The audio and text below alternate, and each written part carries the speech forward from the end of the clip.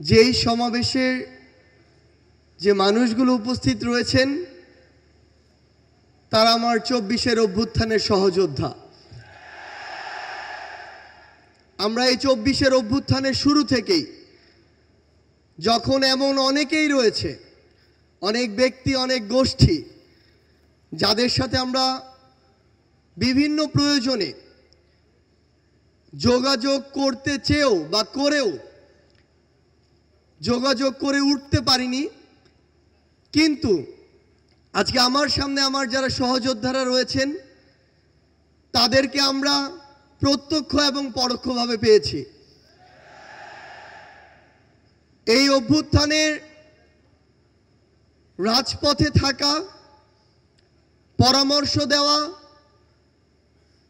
গুরুত্বপূর্ণ পদক্ষেপে সহযোদ্ধার মতো ভূমিকায় থাকার কাজগুলো করেছিল বাংলাদেশ ইসলামী ছাত্র শিবির।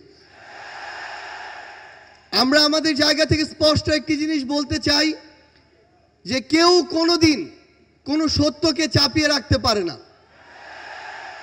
সত্য প্রকাশিত হওয়ার সময়ের শুধু অপেক্ষা।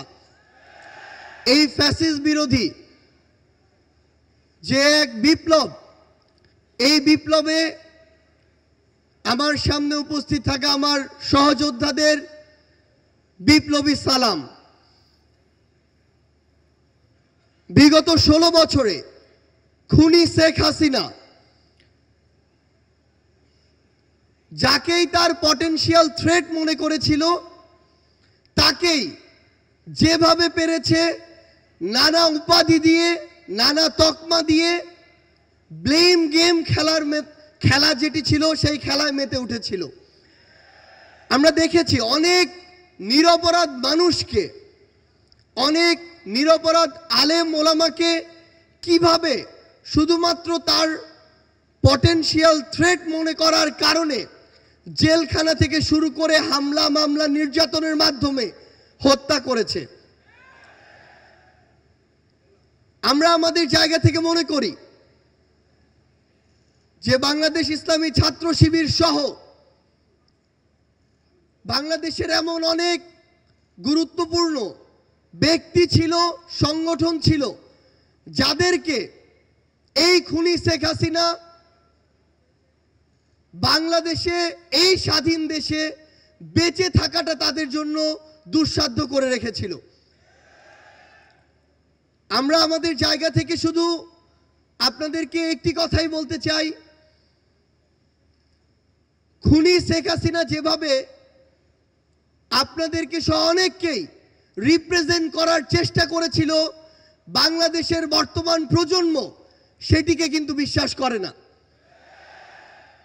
বর্তমান প্রজন্ম ততটুকু বিবেকবোধ সম্পন্ন বলেই এই ফ্যাসিস্ট খুনিকে এই দেশ থেকে বিতাড়িত করেছে এবং তার দেয়া প্রেসক্রিপশন আগামী প্রজন্ম হজম করে না বলেই তাকে এই দেশ ছাড়া করা হয়েছে। আমরা বিশ্বাস করি আপনারা আপনাদের কাজের মধ্য দিয়ে পুরো বাংলাদেশের মানুষের কাছে আপনাদের গ্রহণযোগ্যতা সর্বোচ্চ পর্যায়ে নিয়ে যাবেন এবং আমাদের সব কিছুর আগে, ব্যক্তির আগে, গোষ্ঠীর আগে, দলের আগে পুরো দেশের মানুষ এবং দেশের এই প্রায়োরিটিটি যেন আমাদের মাঝে থাকে।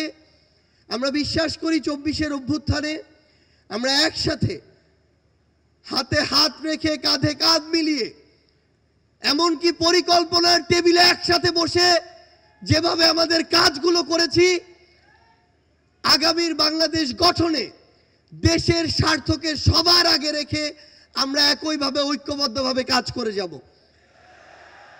আমরা বিশ্বাস করি আমাদের চিন্তা ভাবনা যতদিন সৎ থাকবে, আমাদের কাজ যতদিন দেশ ও দেশের মানুষের জন্য থাকবে, ততদিন খুনি হাসিনার মতো যারাই আমাদের প্রতিবন্ধকতা হিসেবে সামনে আসুক না কেন, আমরা ঐক্যবদ্ধভাবে তাদেরকে প্রতিহত করতে পারব। আজকে